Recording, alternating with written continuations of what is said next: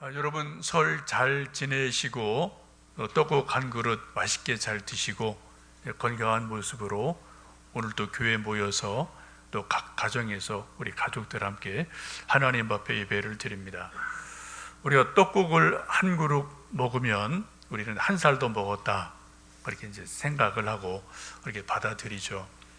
어떤 사람들은 한 살도 먹기 싫어서 나는 떡국 안 먹을래 라고 떡국을 안 먹어도 한 살은 먹는 겁니다. 뭐 두 그릇 먹어도 한 살이고 뭐 세 그릇 먹어도 한 살이고, 그죠? 안 먹어도 한 살이고, 세월이 우리 이렇게 자꾸만 등 떠밀어서 우리는 설을 지나면서 한 살을 더 먹은 그러한 어른이 되어 갑니다. 나이 먹는 것이 어린 아이들에게는 막 기대되고 좋은 일 같아요. 그런데 이제 중반, 후반부를 사는 사람들에게는 한 살 더 먹는 것이 조금 부담스러울 수도 있겠습니다. 그러나 꼭 그렇지만은 않은 것 같아요. 나이를 먹는다는 것은 더 어른스러워지는 것이고, 더 듬직해지는 것이고, 또 성숙하는 것이고, 또 하나님께로 더 가까이 나가는 일들이 되기 때문에 마치 나무가 나이테를 하나도 두르면서 듬직하게 커가고 뿌리를 깊이 내리는 것처럼 우리 인생도 한 살도 먹는 것은 뭐 즐거운 일이고 감사한 일임에 틀림이 없습니다. 설날 제 페북 친구인 이스라엘에 있는 이강근 선교사님이 페북에 아주 좋은 선물을 올렸습니다.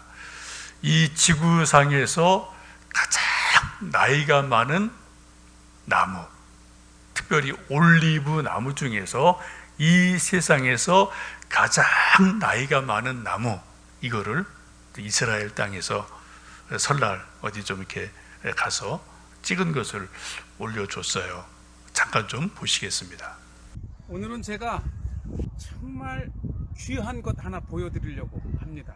이 지구상에서 가장 오래된 올리브 나무가 바로 이스라엘의 아셀 지파의 땅 엔 아벡이라고 하는 이 국립공원 안에 있는데, 이게 올리브의 나무 하나예요. 비바람 치는 날 이 안에 들어오면 이건 운막 수준이고, 이 나이가 얼마나 됐는지를 알아보려면 나이테를 봐야 되는데 이미 나이테가 다 없어져 버렸어요.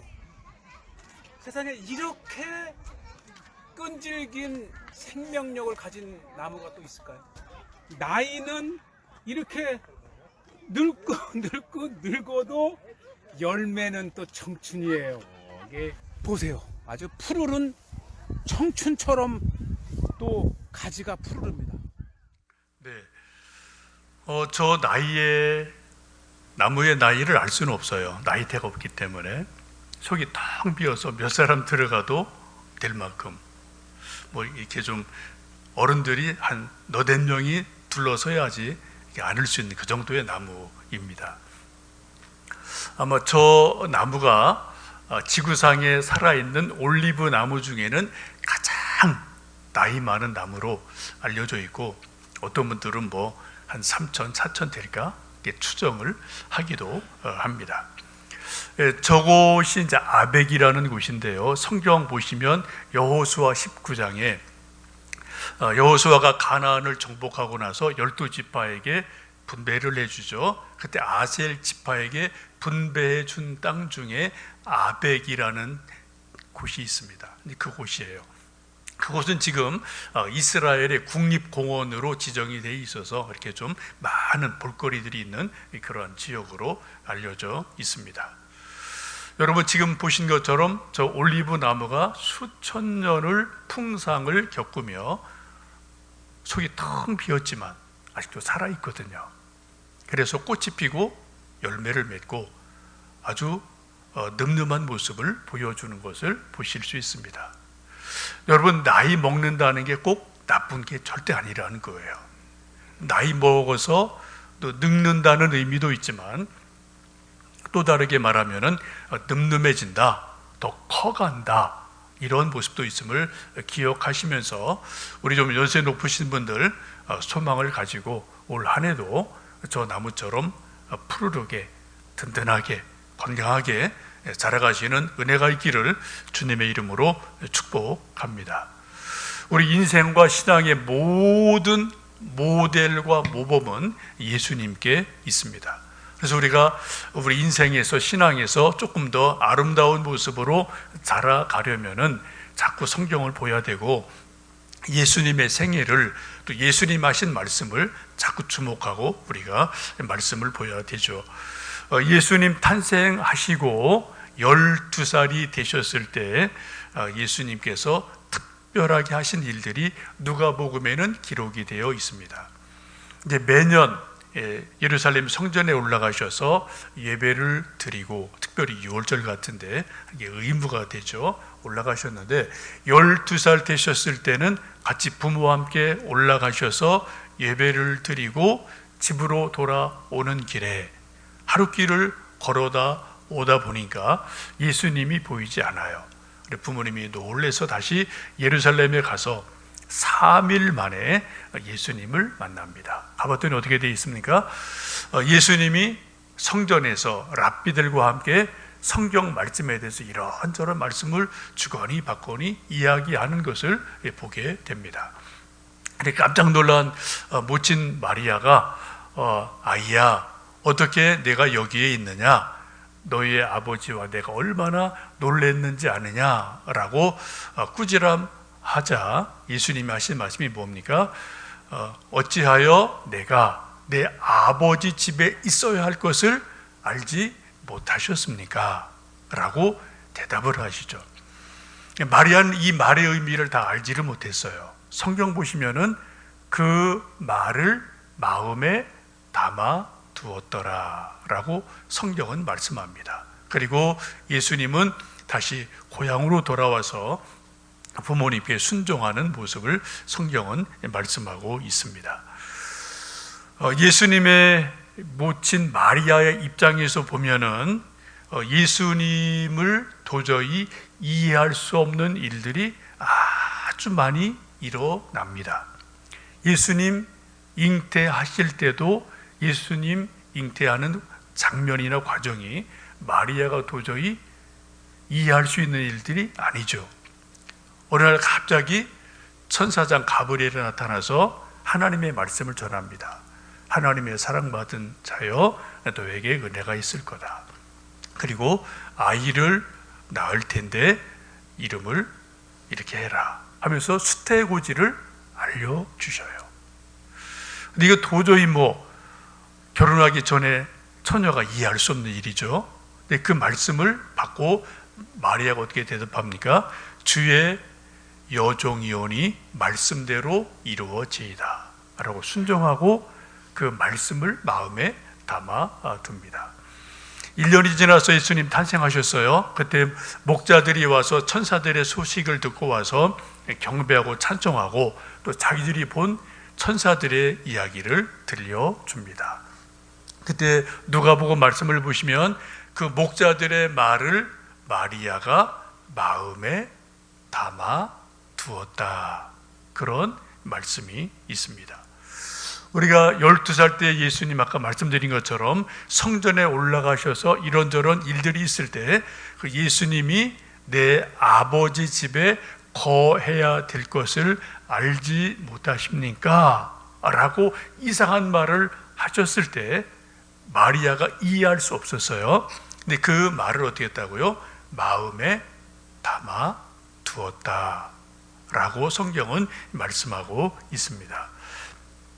지금 육신의 부모인 마리아의 입장에서 보면은 아기 예수님 쭉 자라고 또 공생의 시작이 되고 십자가 달려 돌아가시는 그 모든 과정을 옆에서 지켜보는 관찰자의 입장인데 예수님의 모든 일들을 마리아가 다 이해한 것은 결코 아닙니다. 아니 오히려 예수님의 탄생부터 생의 모든 과정을 마리아의 입장에서는 도저히 이해할 수 없는 일들이 너무나 많이 있었어요. 그런 일들을 어떻게 했다고요? 오늘 성경에 말씀에 있는 것처럼 그런 이해할 수 없는 일들을 마리아는 마음에 담아 두었습니다. 여러분, 마음에 담아 두고 무슨 일을 했을까요? 여러 가지 마음의 생각이 왔다 갔다 하겠죠? 이게 도대체 뭐야? 궁금증, 때로는 의심, 때로는 염려, 때로는 기대, 때로는 이것이 어떻게 하나님을 향한 기도가 돼서 하나님, 도대체 제가 이 말을, 이런 행동을 제가 이해 못하겠습니다. 이게 뭡니까? 라고 하나님께 마음에 담아둔 것을 간절히 기도드리고 하나님의 은혜를, 또 하나님의 선한 뜻을 늘 기도하지 않으셨을까 싶습니다. 우리 부모님들도 자녀들을 낳고 기르다 보면 누구나 다 마음에 담아두는 일들이 참 많아요. 아무리 부모라도 자식의 속에 있는 말을 다 할 수가 없습니다. 해서도 안 돼요. 부모가 그런 거죠. 존재가 그렇죠. 그래서 우리 자녀들에게 속에 있는 것을 다 이야기할 수 없는 답답함, 어떻건 또 기다림, 이런 일들이 누구나 다 있게 마련이죠. 특별히 사춘기를 지나는 자녀들 기르는 부모님 입장에서는 애들의 말 한마디, 가시도 친 말 한마디, 행동 하나, 이게 이해가 도대체 안 되죠. 전혀 또 수용할 수도 없는 일들이 참 많지 않습니까? 또 어른 돼서도 부모 눈에 100점짜리 자녀가 이 세상에 도대체 누가 있겠습니까? 전혀 없는 거거든요. 그럼 많은 일들을, 과정을 지켜보면서 부모들의 마음속에는 자식들이 내뱉는 말 한마디, 행동 하나, 혹은 이런 말 저런 말, 되는 말 안 되는 말, 이런저런 말들을 우리는 부모들 입장에서 마음에 담아두고 살아가는 것이 우리 육신의 부모들이기도 합니다. 여러분도 여러분 자녀를 기르시는 분들은 어리든 크든 여러분 마음속에 아직도 마음에 담아두고 있는 자녀들의 이러한 말 저러한 말, 이러한 행동 저러한 행동, 이런 것들이 저는 저대로 있고 또 여러분대로 있으실 거예요. 우리 마음에 담아둔 것들이 뭐가 됩니까? 때로는 근심이 돼요. 때로는 염려가 돼요. 때로는 그것이 기도가 됩니다. 기도의 제목이에요. 이것을 하나님께 간절히 기도를 드리면 또 하나님께서는 하나님의 때에, 하나님의 방법으로, 하나님의 은혜로 우리 마음에 담아두었던 수많은 것들을 하나씩 둘씩 해결해 주시고 또 응답 주시는 일들이 있기도 합니다. 세월이 지나서 예수님 30세가 되셔서 공생애를 시작하십니다. 모친 마리아 입장에서는 이제 또 30 되신 예수께서 가정을 버리고 공생애 시작한다고 인사를 드리고 집을 나가셔요. 이게 이해될 수 있는 상황이 전혀 아니죠. 육신의 어머니 입장에서는. 또 그것을 마음에 담아 두게 됩니다. 시간이 조금 흐르는 동안에 여기저기에서 예수님에 대한 소문들이 막 이런 소문 저런 소문들이 들려옵니다. 야, 예수님이 능력이 대단해서 귀신들을 쫓아내신대, 안진뱅이를 일으키신대, 죽은 자를 살려내실 때 또 병자를 일으키셨대, 이런 즐거운 소문이 여기저기서 들려와요. 때로는 또 이상한 소문이 들려옵니다. 저렇게 하는 것이 정말 이상하지 않아? 저거 혹시 귀신이 하는 거 아니야? 혹시 바알세불이 하는 거 아니야? 이런 소문들이, 또 악한 소문들이 계속해서 예수님에게 여기저기에서 들려오는 시간들을 얼마간 지내게 됩니다. 이러한 여러 가지 소문을 들은 예수님께서는 마음에 담아두지만 궁금한 것이 너무나 많죠. 또 한번 눈으로 보고 싶은 일들이 간절함이 있었겠죠. 그래서 오늘 말씀해 보시면 예수님 모친께서 그 예수님의 동생들을 데리고 예수님을 찾아가는 말씀이 오늘 말씀입니다. 여러분 성경에 보시면은 예수님의 동생들이 여러 번 등장을 해요. 이름을 정확하게 예수님 동생 이름을 기록한 것도 몇 군데 있습니다. 대표적인 것이 마태복음 13장 55절에 보시면은 남동생들 네 사람의 이름을 성경은 말씀합니다. 야고보, 요셉, 시몬, 유다. 남동생이 4명 있었던 것 같아요. 그리고 누이 동생들도 몇 명이고 있었던 것을 성경은 말씀을 합니다. 오늘 성경의 말씀 보시는 것처럼 예수님의 모친 마리아가 그 동생들을 다 데리고 그리고 공생의 일을 시작하시고 이런 일 저런 일을 하나님의 일을 하고 계시는 예수님을 찾아가서 정말 건강한지 잘 지내는지 또 무슨 일을 하는지 궁금증을 가지고 예수님을 만나러 지금 마리아가 찾아가게 됩니다. 지금 예수님은 그 집 안에서 제자들과 함께 막 말씀을 나누고 이런저런 시간을 가지고 있습니다.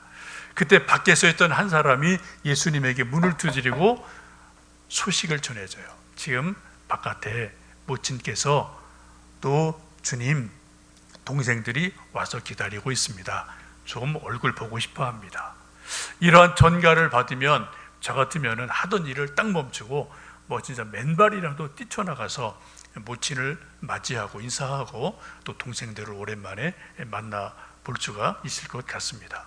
오늘 성경 말씀 보시면은 예수님께서는 왠지 모르게 이 순간에 아주 냉정한 태도를 취하시는 것을 봅니다. 그렇게 말씀을 하시죠. 48절 보시면은 말하던 사람에게 대답하여 이르시되 누가 내 어머니이며 내 동생들이냐 하시고 손을 내밀어 제자들을 가리켜 이르시되 나의 어머니와 나의 동생들을 보라. 누구든지 하늘에 계신 내 아버지의 뜻대로 하는 자가 내 형제요 자매요 어머니라 하시더라. 이 말씀을 마리아는 지금 직접 듣지는 못했어요. 문 바깥에 있으니까. 근데 이 말을 모친 마리아가 들었다면 역시 이 말도 이해가 되지 않는 말이기에 이 말 역시 마리아의 마음에 담아두었을 말씀임에 틀림이 없습니다. 지금 예수님이 아주 놀라운 말씀을 하고 계세요. 지금 육신의 어머니, 동생들이 바깥에 있어요. 몇 걸음 가면 만날 수 있습니다.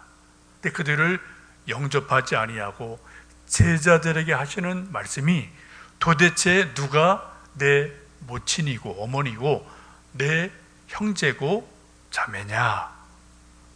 답이 뻔하죠? 지금 바깥에 있어요. 지금 문 바깥에 계셔요. 저기 있어요.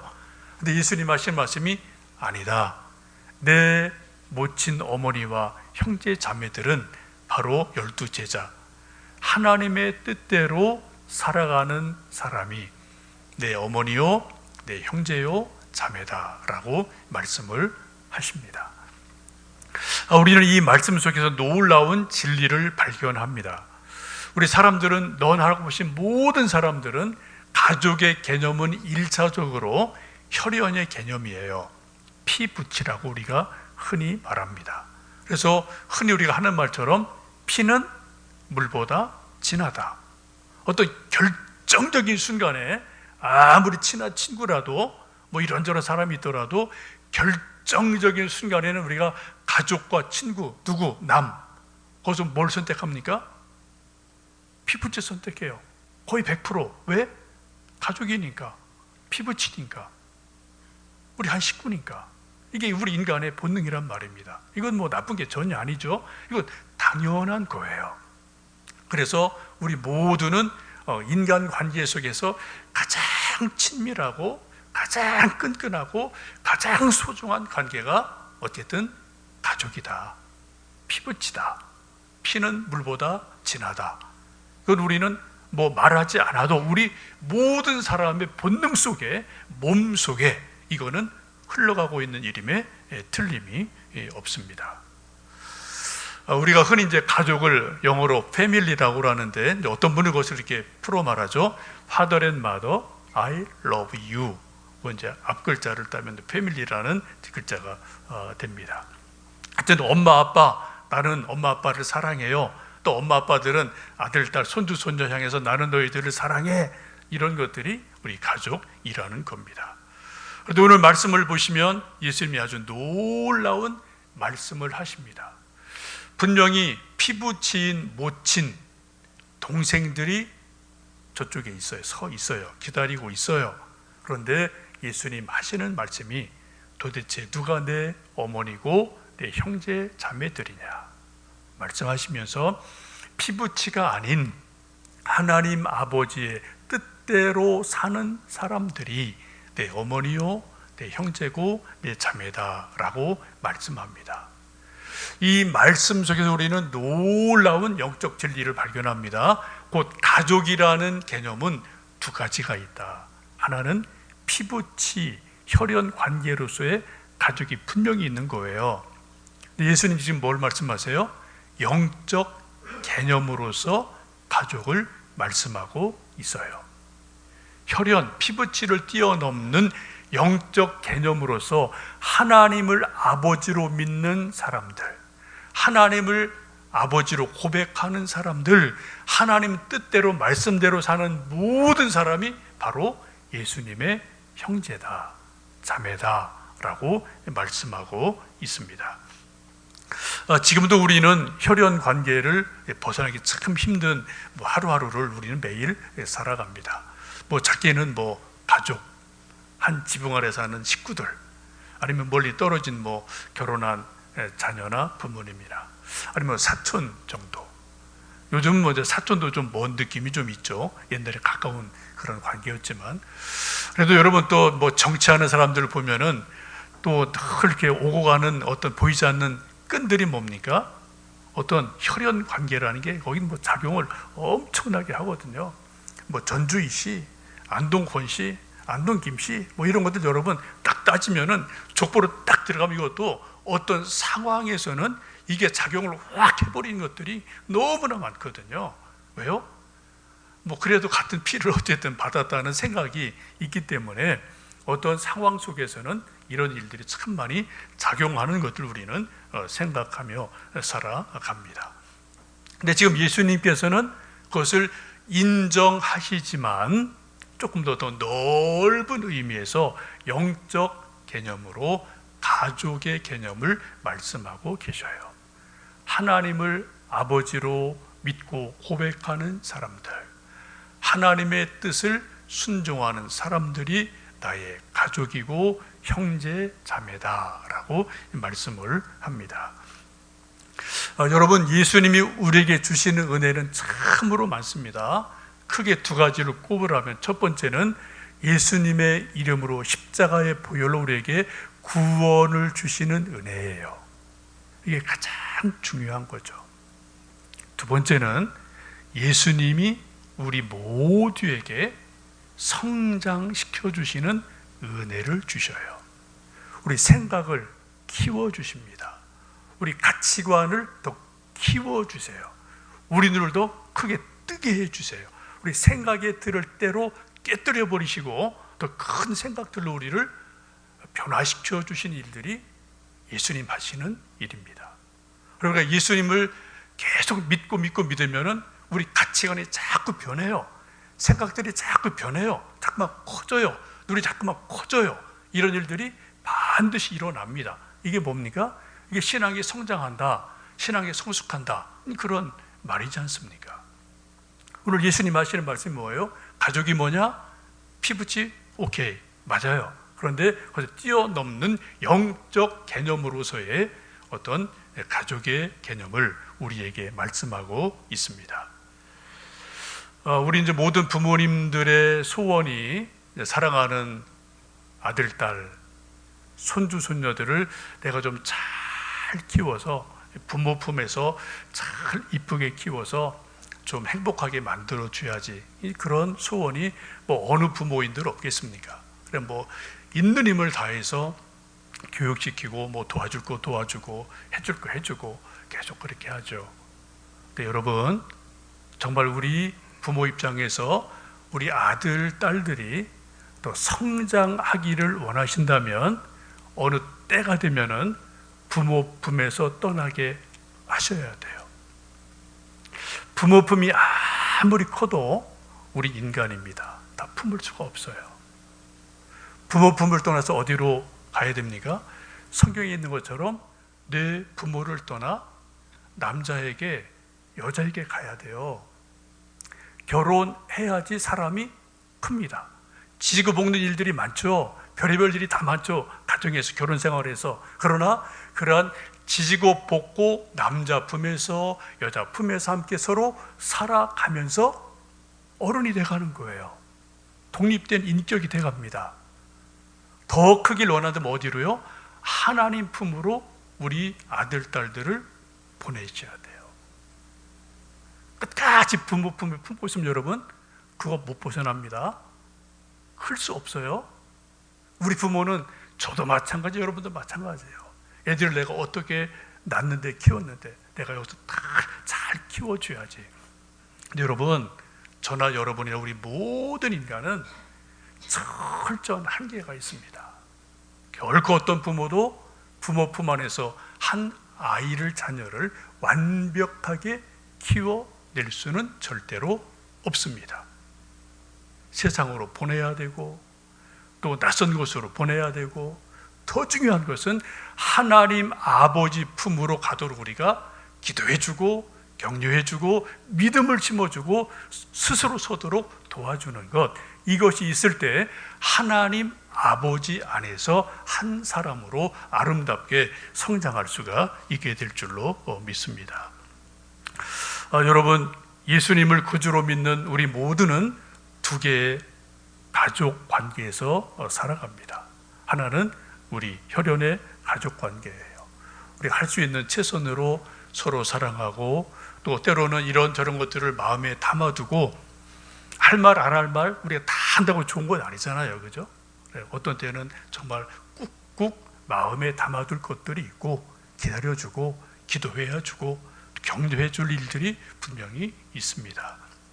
더 중요한 것은 오늘 예수님 말씀하신 것처럼 하나님을 아버지로 믿고 하나님의 뜻대로 살아가는 하나님의 집, 교회, 이 성도들의 가족관계를 기억하시면서 우리 이 속에서 또 부딪히고 서로 지지고 볶고 때로 갈등하고 서로 기뻐하고 이런 일들이 우리 속에도 있겠지만, 그런 속에서 우리는 하나님의 사람으로 함께 자라가는 줄로 믿습니다. 여러분, 또 설을 지나고 또 한 해가 시작되는 이 새로운 출발점 앞에서 우리 육신의 가족들, 우리 영의 가족들 서로 마음에 담을 것 담아두시고, 그리고 기도해 주시고 격려해 주시고 서로 위로해 주셔서 함께 하나님 앞에서 자라가는 아름다운 모습을 함께 볼 수 있는 복된 한 해가 될 수 있기를 주님의 이름으로 축복합니다.